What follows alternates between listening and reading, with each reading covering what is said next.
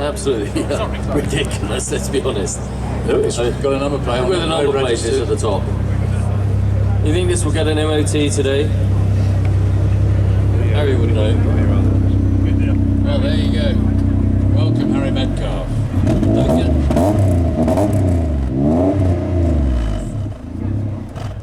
It sounds good.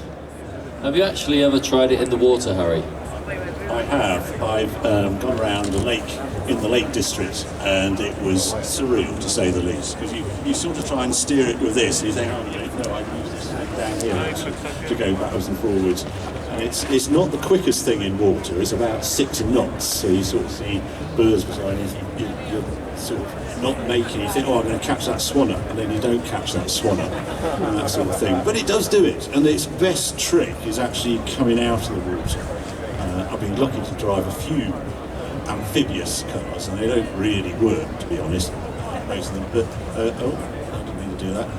A Gibbs Aquada, fantastic on road, amazing. You charge into the water, and the wheels fold up, and it's very good in the water. But then you can't get out the water, so yeah, quite tricky. But this one's all right. Well, amphibious means that you can keep the microphone away. I'll swap mics, Harry. So obviously it floats, it's riverworthy. When it's going to the water, what's driving it? Is the tyres driving it? No, if you look at the back, it looks like a jet ski. There's a prop at the back, and that's what actually drives it. The trouble is the wheels are also turning at the same time. Okay, yeah. There's lots of splashing and stuff. But yeah, they're turning at the same time. The other strange thing is Peter wanted to go across the moors with this thing, so you expect it to be four-wheel drive, but it's actually just rear drive. Yeah, I was reading about that. So the compensation was to have the big fat tyres and the big tall wheels. Yeah, he wanted to make it super light, so I haven't put in a weighbridge. We think it's around 1,500 kilos, that sort of thing, so pretty light. And there's a V6 Mondeo 220 engine in the back. I think Peter would have preferred to put a V8 in, but he was instructed to put a V6, so they wanted lightness and reliability, and that was what... But that's not the original engine, is it? No, that's always been a V6. Okay. Yeah. So, Harry, the inspiration for the name Scamander, I'm back here in the jacuzzi, back here. I think it's, you get these, everything's a Greek god of... River God. Yeah, that's it. So that's the one. Mythology. Yeah, that's what TVR name everything. There's so many, thank God, lots of gods of Tuscans. And I thought it was named after a Harry Potter character. No. A bit before my time. Newt Scamander you had. Yeah. What about this space in the back? Well, this is his pickup version. This is for his dead sheep version. So when he's around the moors, he can chuck something in it. It's quite high up. I thought it was a bit niffy back there. Yeah. I don't think any dead sheep ever went in. When I first saw it, Peter didn't like the idea of a prop. He wanted the parrot for the wheels, and he had these bolt-on paddles that went on the back wheel. And he's got a pond at his house, and he dropped it in the pond, and it was getting late, and there was no way it was coming out of the pond. So I never actually saw how they extracted it. It was completely useless. So they went to plan B and put the prop on the back of it. It's got the prop here in a sort of, is that the steering? Is it, does the wheel turn? That can turn. Does this turn? With the front, give it direction? It does a little bit, but it's you don't, it's not like a boat at all. I found the front wheel turning the steering wheel was almost as effective as a slight rudder as you're going around. But we were looking at the Beast earlier and thinking that's a bit inspired by Jerry Anderson and Thunderbird. Yeah. So I mean, it's similar with this, really, isn't it? You see this coming out of the bottom of Thunderbird 2 and going on a mission. Yeah. It's very Thunderbirds-like, isn't it? The weirdness I find with this is it's almost Star Turn. Where's this? I'm just trying to see where I'm getting feedback from. Star Turn is actually on the road. It's way quicker than it has any right to be, and it's wide tracked. And I remember the first cornering shots we did it, said, go a bit slower, and it was just, it's mad on the road. So it's lightweight, it's got a lot of grip, so... Yeah, it is. It's surprising. Go around the corner. It's two-wheel drive though, isn't it? But it is two-wheel drive, but I've taken on the moors. You've got to remember that you always think, you need four-wheel drive to have a great off-road vehicle. What you need is great suspension travel, which this has got. So you can charge and things, momentum's your best mate. It's rear drive, it's not too bad at all off-road. And do you know what the inspiration was for the design? Was there a... Can I hop in? It's Peter Wheeler. That's how he does stuff. Do you mind if I hop in? Yeah, you can. Yeah, you just go anywhere now. Yeah. I love this fold-away steering It's wheel. wet down here, Harry. I noticed. We noticed the roof was slightly open. Yeah. Oh, I that's see. fine. Good. Go on, try a seat for him. Oh, golly. Well, that's fun. You won't tell him. We'll just sort of close the roof. Are you going to close me in? Yeah. Hang on. There we are. Oh, look. There we are. And Oh, so feeling when you're on the claustrophobic, road, you do that. Yeah. We're, Well, let's feel what it's like to be sealed in. oh, do you want to be seated? Yeah, let's Do you see what want it's to like. See if I can still breathe. Flatten his battery. He was worried about the battery. Look at this. I can see what's driving. It's Yeah, I'm just looking. There's something. When I'm doing that, can I see something coming out the back? a bit of smoke, but it's only residual exhaust, isn't it? Yeah, I want to know what that is. Then. Okay. It smells a bit. That's not good. That's not good. Smell, isn't it? Turn the battery off. Shall I do it? Is it off? Yeah, I just didn't like that. There's a bit of smoke coming out of it. That is wiring, isn't it?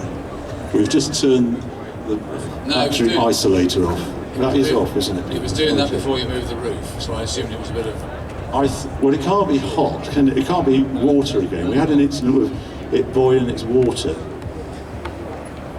That is out, is it? Yeah, we're off. Good. Yep, we're Good. off. Right, that's too much excitement for one day. Well, now you've closed the roof and I'm trapped Yeah. with the battery off. No, you'll wriggle out of Last there. time we saw it. You've got a mic, you'll be fine. Last time I was in a Koenigsegg, but it's quite different.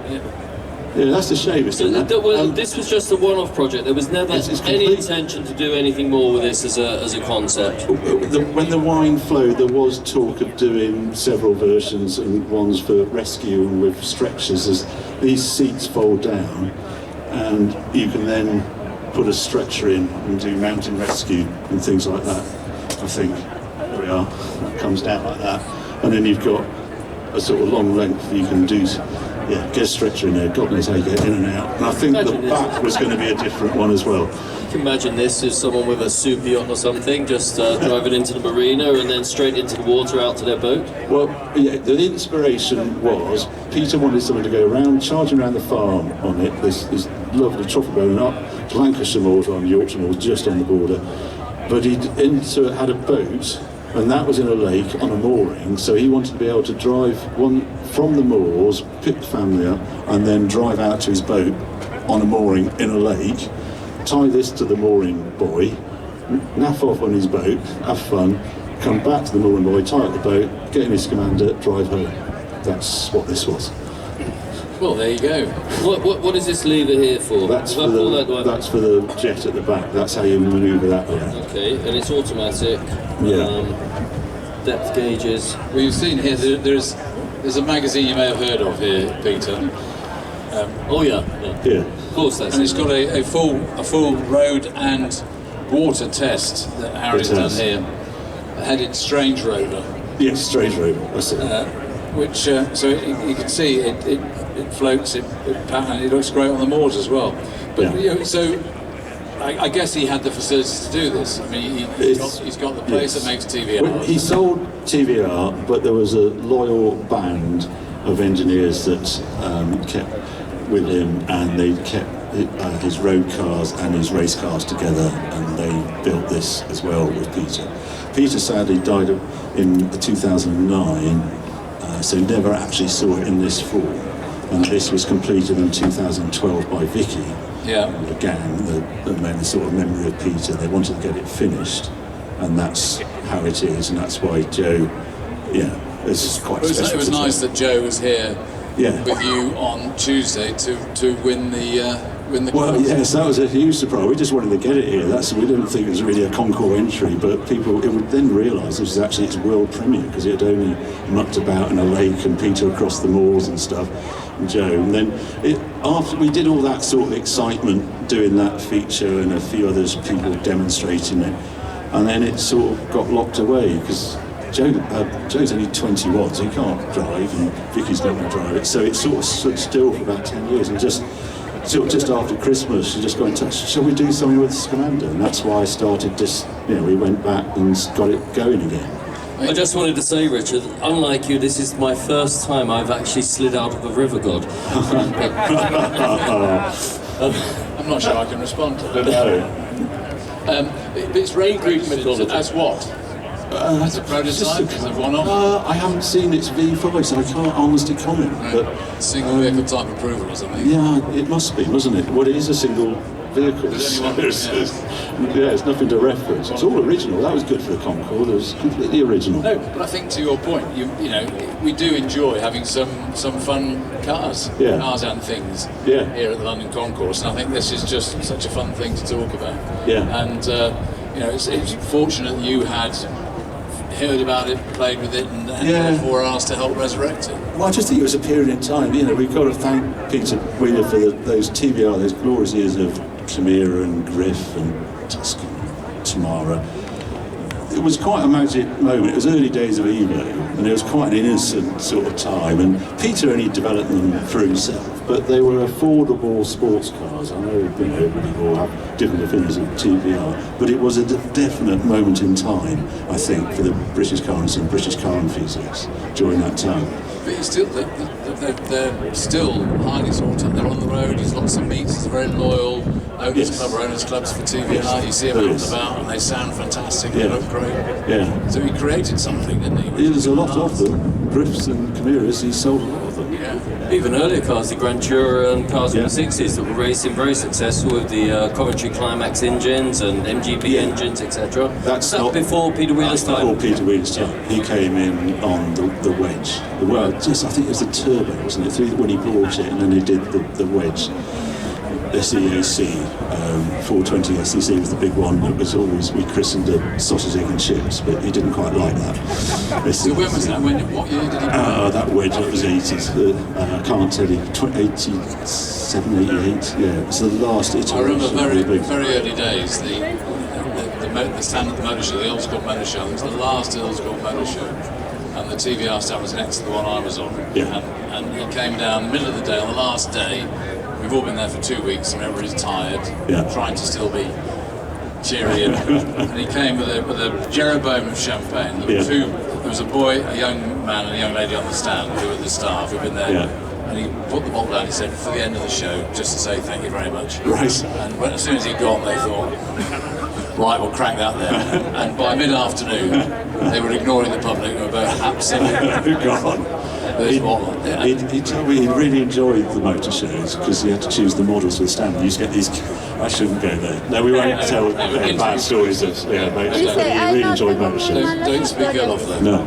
But isn't it fun though that I guess the British motor industry has produced lots of eccentrics. Yes. But isn't it fun that something like this survives to show that there's a bloke, he's sold the business, he's moved on. And he just can't stop. He wants to do something different and special. He was always making something.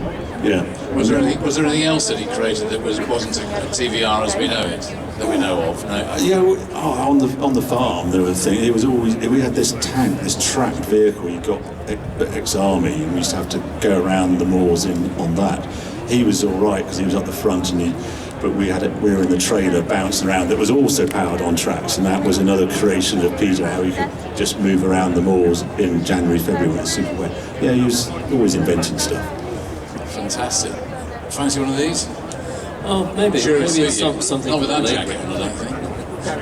It's got a life jacket in there with it. So what about getting in and out of the water then? You need a particular entry and exit point? I mean, just getting out of the... Just a boat ramp. Just a regular boat ramp. Just drive in and out, or does it have to be winched out? No, it comes charging out just as it goes in, because it's getting power at the rear through the jet, but then as soon as the wheels hit anything, they're getting traction. They drive it forward, and then you just drive out.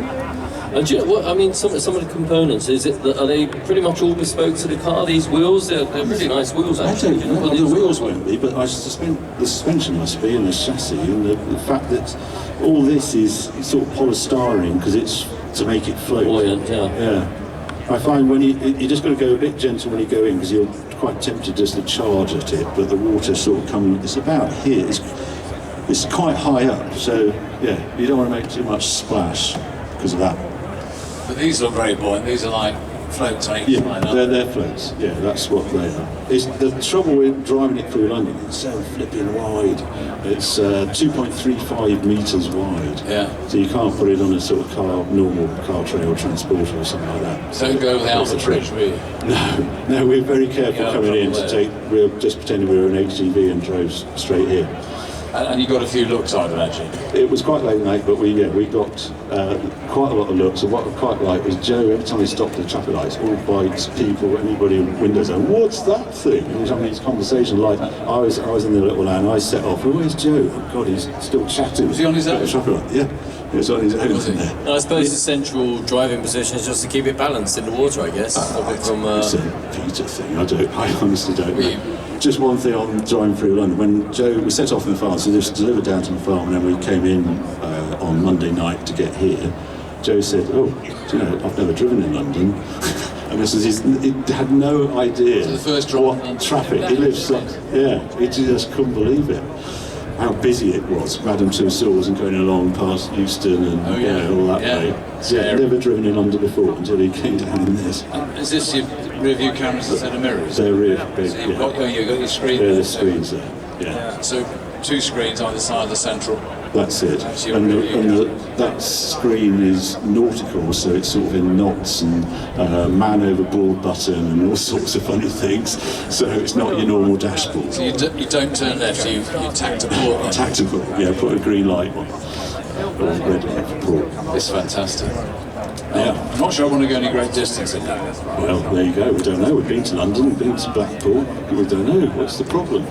I just want to know what that smoke was at the top. That's my main worry at the moment. Well, I can imagine it stopped doing whatever it was doing. Well, it's got a back cut out on the side, so that's why that stopped. But we'll have a little look. It was a little bit smelly, wasn't it? Yeah. And it sounds good. I always think it's got twin exhausts, so there's one exhaust there, and obviously the one on the other side. It's got quite a part It's to got it. to be above the waterline, obviously. I suppose so. Yeah, otherwise it'd be sucking it in, not just blowing it out. Yeah. Stunning. Ooh. Yeah. Well, no, I don't have very much to say. I'm not sure I'm going to replace my boat on the lake with one of those. But It's not a reaver, is it? not quite. But so, I mean, when you're in the water, I guess you have to keep this open just for safety. Yes, we're you not want to brave drive enough that to seal without- it up. No, it doesn't seal. It doesn't submerge or anything. No. Not a submarine. It's open top. Yeah. Well, I think it's spectacular. It's really, I mean, such a wonderful shape and design. I mean, you could see that as a 4x4, even if you didn't have the amphibious aspect to it. It's just as a beautiful, crazy design. This swoopy design, same design. But I want to just say this is where the indicators and the lights hide behind this mirror. So if I put the indicators on there, You see them through flash there, and main beams there and dips down there. Yeah. Astonishing.